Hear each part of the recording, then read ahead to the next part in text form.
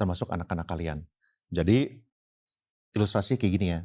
Kalau misalnya lu sadar sebuah hal ini bakal merubah cara lu memandang waktu. Dan apakah sacrifice kalian itu worth it atau enggak.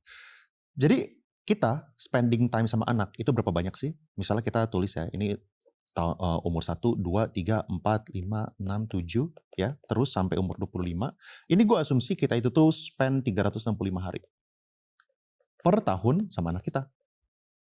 Kenapa? Soalnya kan dia masih di rumah kita gitu kan. Jadi di sini 365, 365, 365, 365 gitu ya. Sampai umur 25.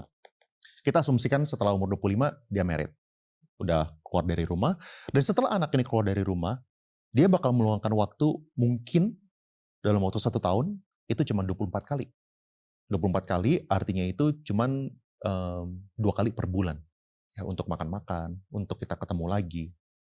Jadi dari 26, 27, all the way sampai dia umur 70. Ya, ini supaya gampang aja ya.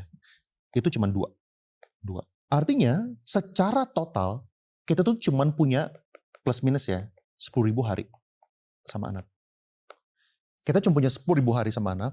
Dan waktu anak ini udah di umur 7 tahun, jadi anak ini baru SD kelas 2. Ya.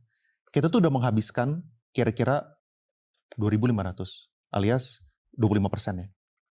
Waktu kita tuh udah habis sama anak ini 25%-nya waktu anak itu umur 7. Dan waktu anak ini itu umur 16, which is dia berarti udah lulus SMA gitu ya. Lulus SMA itu kita udah makan waktu 60%.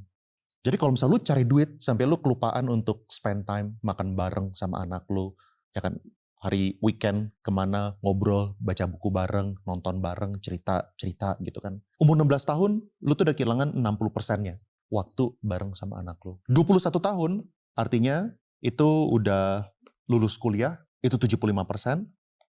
Dan waktu dia umur 25, lu udah makan waktu 90% bareng sama dia.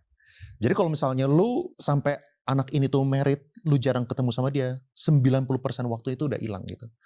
Sehingga jangan sampai kalian nyari waktu untuk sebuah hal yang men-sacrifice apa yang lebih penting dibandingkan uang tersebut gitu. Tentu uang itu penting, gue gak bilang itu gak penting. Tapi di atas uang tertentu, lu punya misalnya 500 juta. 500 juta sama 510 juta sama 520 juta, mungkin selisihnya itu udah tidak sebesar itu lagi. Apalagi kalau misalnya kalian udah sampai HNWI ya. Kalau misalnya kalian udah sampai HNWI, misalnya kalian uangnya udah sampai 10M gitu. 10M ke 11M.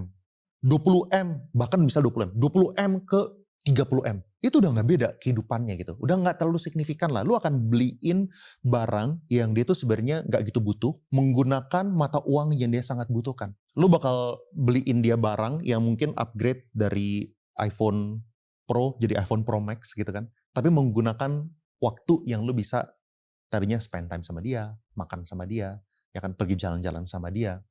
Jadi make sure kalian pikirin aja kalau misalnya kalian kerja secukupnya, ya tentu itu mencari uang itu penting, tapi jangan sampai ini men-sacrifice sebuah hal yang lebih penting lagi. Fokus, tapi jangan